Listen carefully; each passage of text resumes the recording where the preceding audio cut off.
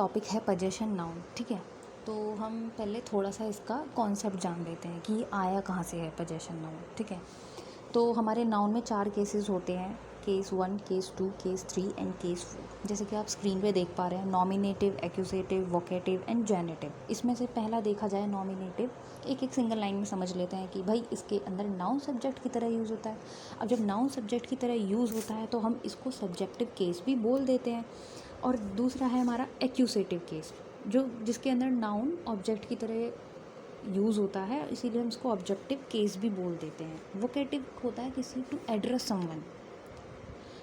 Someone, जैसे मैं example लूँ, जैसे कि राम नीचे comma you can do this work, है ना, कि इसके अंदर नाउन राम हो गया, you can do this work, मैंने किसी को एड्रेस करने के लिए यूज़ कर लिया, ये वोकेटिव केस होता है।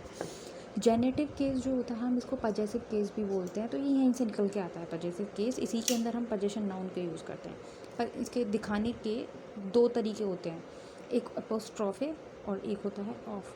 कुछ बच्चे इसको अपोस्ट्रॉफी बोलते हैं, PHY इन लास्ट, जो कि बिल्कुल गलत है। ठीक है, अपोस्ट्रोफे बोलते हैं उसको।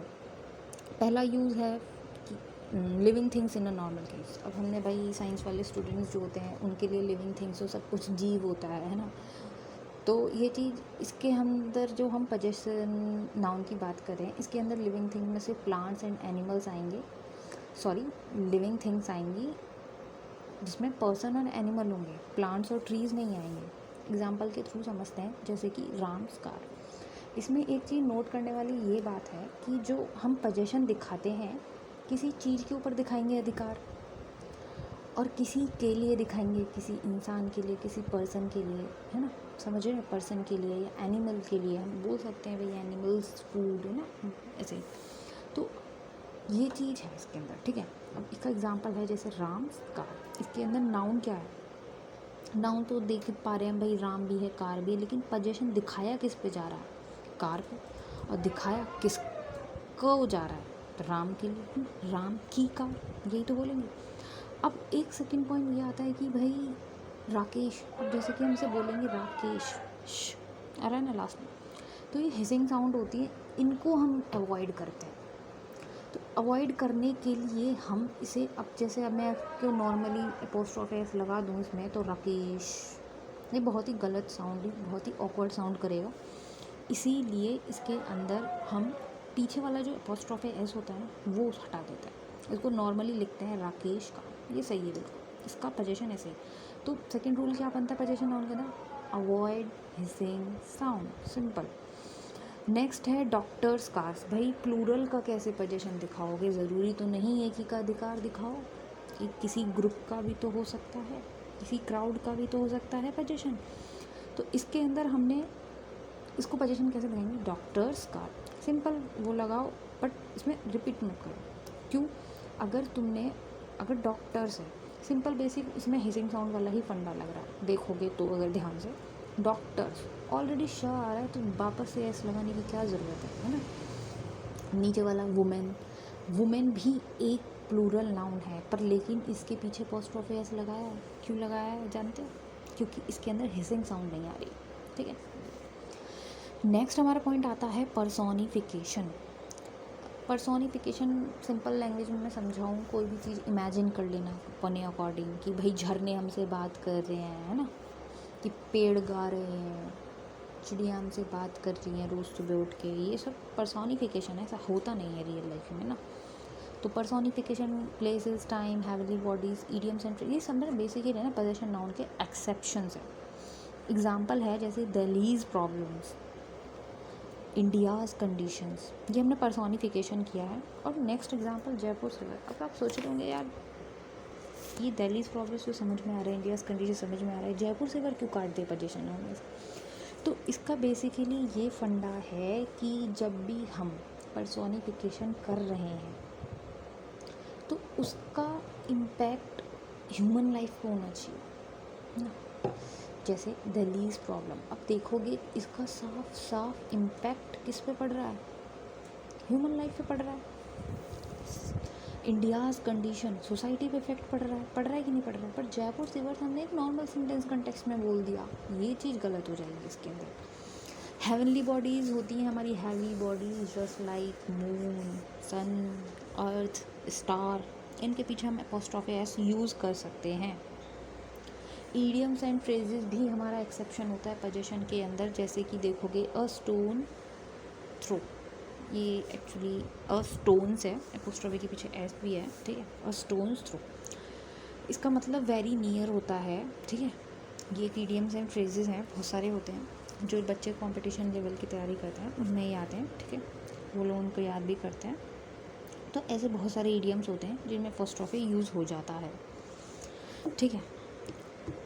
इसका मतलब ये वेरी नियर हो चुका है। थर्ड पॉइंट होता है नाउन कंपाउंड। कंपाउंड का मतलब क्या समझते हैं कि दो वर्ड्स को आपस में जोड़ दो और एक कंपाउंड बना दो, ठीक है। जैसे कि हम बोल देते हैं ये मेरा सन इन लॉ है, ठीक है, सन इन लॉ है। अब इस पे पोजीशन कैसे दिखाओगे? पोजीशन दिखाया जाता है किसी एक नाउन के लिए और किसी चीज़ के ऊपर, है ना।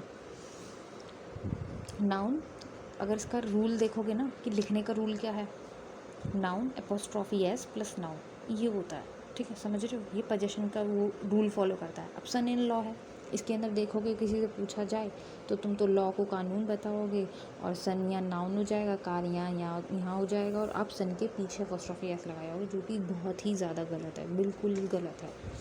इस केस में जब नाउन कंपाउंड बनते हैं तो वो पूरे नाउन की ही तरह ट्रीट करे जाते हैं, तो सन इन लॉज कार होगा, ठीक है।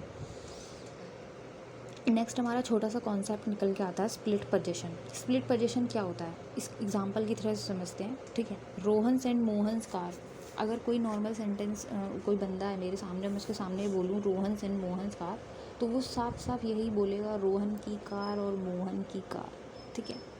रिपीटिशन को हटाने के लिए रोहन एंड मोहन कार, यानी कि रोहन और मोहन की कार, रोहन और मोहन की कार रहे होगा, ठीक है। यहाँ अलग अलग पोजीशन है तो अलग अलग नाउन होंगी, इसीलिए प्लूरल नाउन यूज़ किया गया। लेकिन नीचे वाले के अंदर देखोगे रोहन एंड मोहन्स फादर, इसका मतलब क्या है, रोहन और मोहन के एक ही पिता हैं। अगर मैं रोहन एंड मोहन्स फादर्स करती, sorry Rohan and Mohan's father, अगर सिंगुलर नाउन रखती और अलग अलग पोजीशन दिखाती तो ये गलत हो जाता, रोहन एंड मोहन्स फादर, ठीक है। नेक्स्ट होता है, हमने स्टार्टिंग में ही पढ़ा था कि भाई पोजीशन दिखाने के दो तरीके होते हैं, एक तो एपोस्ट्रोफी के थ्रू और सेकंड होता है ऑफ के थ्रू। ऑफ के अंदर भी दो रूल्स होते हैं, ऑफ का यूज़ बहुत जगह होता है, वैसे प्रीपोजिशन में भी पढ़ेंगे ऑफ का, पर लेकिन पोजीशन के पॉइंट ऑफ व्यू से देखा जाए तो दो तरीके से यूज़ होता है, एक सिलेक्शन और ये, तो इसमें कंफ्यूज नहीं होना है। सिलेक्शन में वो बिल्कुल हिंदी अलग निकल कर आती है उसकी, और पोजीशन के केस में अलग निकल कर आती है। एग्जाम्पल के थ्रू ज़्यादा से ज़्यादा सिलेक्शन का देखा जाए तो रूल ऐसे लिख सकते हो कि भाई कोई भी काउंटिंग वर्ड्स आ रहा है, AN1, सॉरी फॉर साउंड, है ना, ऑफ, फिर देन प्लूरल, ये प्लूरल मैंडेट है, इसे आप यहाँ सिंगुलर नहीं कर सकते। रीज़न क्या है, सिलेक्शन, अगर मैं बोलूँ यार कोई एक बोतल निकाल कर लेकर आओ उसमें से, आप क्या समझोगे, आपके माइंड में ये पहले से ही असम्पशन बन गया होगा कि वहाँ पर एक से ज़्यादा बोतलें हैं। भाई सिलेक्शन तो तभी होगा ना जब वहाँ एक से ज़्यादा चीज़ें होंगी। जब एक ही चीज़ है उसका सिलेक्शन क्या करोगे आप? तो ये चीज़ मैंडेट होती है कि हम जब भी सिलेक्शन के ऑफ का पर्सपेक्टिव से आएगा तो हम प्लूरल यूज़ करेंगे, लेकिन जब पोजीशन में आएगा इसका रूल क्या होता है, दा, देन नाउन, फिर ऑफ, सिंगुलर या प्लूरल, ये अकॉर्डिंग टू कॉन्टेक्स्ट या सेंस उस पर डिपेंड करता है। जैसे कि अब मैं सिलेक्शन वाले का एग्जांपल लेके बताऊं, अ friend of Ram's friend is a doctor, यानी कि राम्स फ्रेंड्स, इसका हिंदी क्या होगा, मतलब राम की दोस्तों में से कोई एक दोस्त, या राम के दोस्तों में से ज़्यादा अच्छा, ठीक है, राम के दोस्तों में से कोई एक दोस्त का दोस्त क्या है, डॉक्टर है। लेकिन पोजीशन के केस में नहीं होता, का या के की साउंड करता है, जैसे the legs of this table, है ना, इस टेबल के पैर, अगर मैंने लेग्स लगा दिया, अगर मैं एक पोजीशन दिखा रही हूँ लेग पे तो का आ जाएगा, है ना।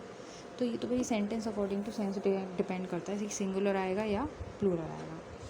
Thank you for this watching this video.